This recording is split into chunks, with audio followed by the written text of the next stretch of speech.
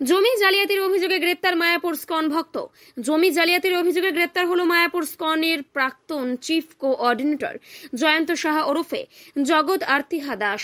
বৃহস্পতিবার মায়াপুর বামনপুকুর 1 নম্বর গ্রাম পঞ্চায়েতের প্রধানের নবদ্বীপ থানায় অভিযোগের ভিত্তিতে বৃহস্পতিবার দুপুরে তাকে প্রথমে জিজ্ঞাসাবাদের জন্য আনা হয়। এরপর দীর্ঘ জিজ্ঞাসাবাদ তাকে গ্রেপ্তার করে নবদ্বীপ থানার পুলিশ।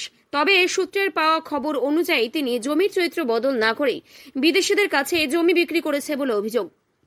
আজ ধৃত স্কন ভক্ত জগৎ আর্তিহা দাসকে নবদ্বীপ আদালতে তোলা হলে 5 দিনের পুলিশি হেফাজতের নির্দেশ দেন বিচারক। অন্যদিকে স্কন ভক্তের গ্রেপ্তারের খবর পাওয়া মাত্রই নবদ্বীপ আদালতে পৌঁছায় ভারতীয় কিষাণ মোর্চার সভাপতি তথা বিজেপির নেতা মহাদেব সরকার, শ্রুতি শেখর গোস্বামী ছাড়াও বিজেপির অন্যান্য নেতৃত্ব।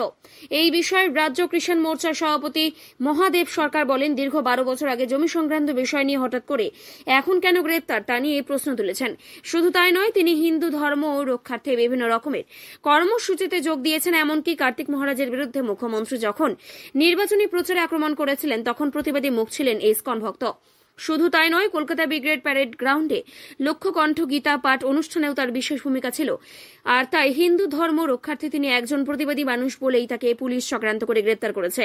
অন্যদিকে সূত্র অনুযায়ী জানা যায়, বেশ কয়েক মাস আগে স্কনের একজন রক্ষীর গায়ে শারীরিক নির্যাতনের অভিযোগ উঠেছিল তার বিরুদ্ধে। এরপর স্কনের চিফ কোঅর্ডিনেটর পদ থেকে অপসারণ করা হয়।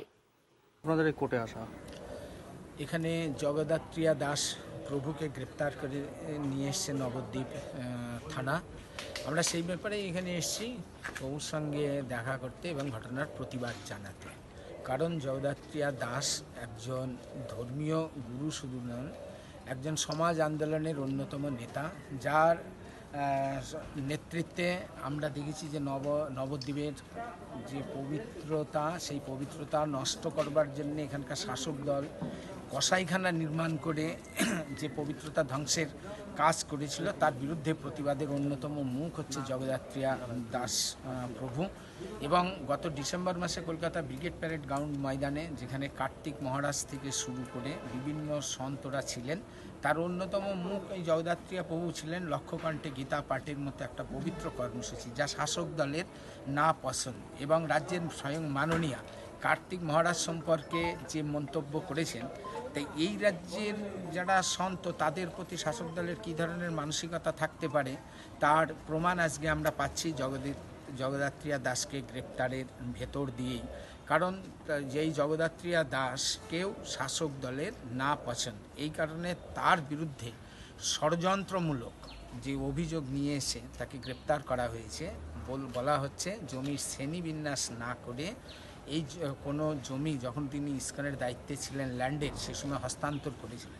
এটাই যদি হয় তাহলে সাব রেজিস্ট্রার কী করছিলেন? যদি শ্রেণীবিন্যাস না করে যদি জমি হস্তান্তর যদি হয়ে যায়, তার বিরুদ্ধে পেনাল্টি হবে, আর্থিক পেনাল্টি হতে পারে, বিএলআরও তদন্ত করতে পারেন। কিন্তু এরকমভাবে তার বিরুদ্ধে ক্রিমিনাল অফেন্স নিয়ে এসে একজন সন্তকে অপদস্থ করা, এটা রাজ্য সরকারের তথা রাজ্যের শাসক দলের অপচেষ্টা, প্রতিহিংসা চরিতার্থ করার এক হীন ষড়যন্ত্র। সেক্ষেত্রে আমরা এর বিরুদ্ধে প্রতিবাদ জানাচ্ছি। এই কমপ্লেনটা কে করেছিল এটা আমি ঠিক সঠিক জানি না। আচ্ছা, এটা কতদিন আগে এফআইআর হয়েছে? সেটাও হ্যাঁ, আচ্ছা, উনি ল্যান্ডের দায়িত্ব থেকে অনেক দিন ধরেই দায়িত্বের বাইরে আছে। এবার এটা করানো একদম সাজানো গোছানো ঘটনা।